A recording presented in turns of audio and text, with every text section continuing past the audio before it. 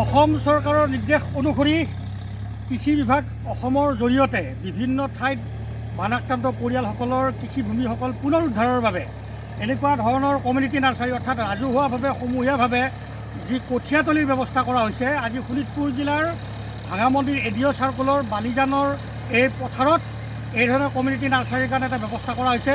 Tractor লাগি আছে, খন্তেক সময়ৰ পিছতেই এই গোটেই অঞ্চলটো কঠীয়াৰে ভৰি পৰিব, কঠীয়াবিলাক সিঁচিব। আমাৰ ৰাইজসকল ৰখি আছে আৰু এই ব্যৱস্থাটোৰ জৰিয়তে যিসকল বানাক্ৰান্ত ৰাইজ আছে, যে অসমত ইতিমধ্যে 28খন জিলাত বানে ক্ষতিগ্ৰস্ত কৰিছে, তাৰে ভিতৰত কৃষকসকলৰ বিশেষভাৱে ক্ষতিগ্ৰস্ত কৰিছে।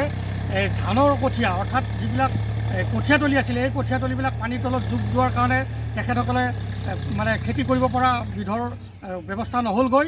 সেইকাৰণে বানৰ তলত যিসকল ব্যক্তিৰ মাটি এতিয়াও তলত আছে, যিহেতু কিছুদিন পিছত এই পানীৰ পৰা মুক্ত হৈ যাব আৰু পানীৰ পৰা মুক্ত হোৱাৰ লগে লগে তেখেতসকলক কঠীয়াৰ দৰকাৰ হ'ব। সেইকাৰণে শোণিতপুৰ জিলাৰ ভাঙামন্দিৰ কৃষি উন্নয়ন চক্ৰৰ অন্তৰ্গত কেইবাটাও অঞ্চলত ইতিমধ্যে পানীয়ে গোটেই পথাৰ ঢাক খুৱাই থৈ দিছে। গতিকে পানী ঠিক শুকাই যোৱাৰ লগে লগে উপযুক্ত পানী হোৱাৰ লগে লগে আমাৰ ইয়াত যিটো বালিজানত সমূহীয়াভাৱে কঠীয়াতলীৰ ব্যৱস্থা কৰা হৈছে অসম চৰকাৰৰ কৃষি বিভাগৰ জৰিয়তে আৰু শোণিতপুৰ জিলা কৃষি বিভাগৰ তত্ত্বাৱধানত। গতিকে এই কঠীয়াৰ জৰিয়তে কৃষক ৰাইজৰ উপকাৰ হ'ব বুলি আমি আশা কৰিছোঁ। খন্তেক সময়ৰ পিছতেই ইতিমধ্যে কঠীয়াতলী সাজু হৈছেই, প্ৰায় সাজু হৈছে। সেইফালে ট্ৰেক্টৰে হাল মাৰি আছে আৰু ৰাইজ সাজু হৈ আছে। কঠীয়া ইতিমধ্যে গজালি আহিছে। খন্তেক সময়ৰ পিছতে এই কঠীয়া এই ভূমিত কঠীয়া সিঁচৰিত হৈ যাব। গতিকে আশা ৰাখিছোঁ ইয়াৰ জৰিয়তে আমাৰ কৃষকসকলৰ যথেষ্ট উপকাৰ হ'ব বুলি আমি আশা ৰাখিছোঁ। এই ধৰণৰ আৰু প্লট ৰেডি হৈ আছে, গোটেইকেইটা প্লটতেই কঠীয়া সিঁচা হ'ব। গতিকে যিসকল বানাক্ৰান্ত কৃষক আছে তেখেতসকলৰ যথেষ্ট সহায় হ'ব বুলি আমি আশা কৰিছোঁ। পাইছে যে কমিউনিটি নাৰ্চাৰীৰ আজি প্ৰথমটো প্লটত আমি মানে কঠীয়া সিঁচা আৰম্ভ কৰিছোঁ আৰু বাকীকেইটা প্লটো ইতিমধ্যে প্ৰিপেয়াৰ হৈ আছে। খন্তেক পিছতে তাতে আমি আমাৰ আজি কঠীয়া সিঁচা যি ৰাজহুৱা কঠীয়াতলী আছিল তাৰে পৰ্ব আমি আৰম্ভ কৰিম। গতিকে আশা ৰাখিছোঁ এই কঠীয়াতলীৰ ওপৰত ভিত্তি কৰি যথেষ্ট কৃষক উপকৃত হ'ব বুলি আমি আশা ৰাখিছোঁ। কৃষি উন্নয়ন বিষয়া হিচাপে যিটো আজি কাৰ্য আৰম্ভ হ'ল সমূহীয়া কঠীয়াতলী, যাক কমিউনিটি নাৰ্চাৰী বুলি কোৱা হয়, এই বিষয়ত আপুনি কি ক'ব? কৃষকসকল কেনেধৰণে উপকৃত হ'ব বা কেনেকুৱা ধৰণৰ মানে আপোনাৰ এটা মনত ভাৱ আহিছে? গতিকে পোনপ্ৰথমে নমস্কাৰ সকলোকে জনাইছোঁ যোনে আমাৰ এই ভিডিঅ'টো আজিৰ দিনত চাই আছে।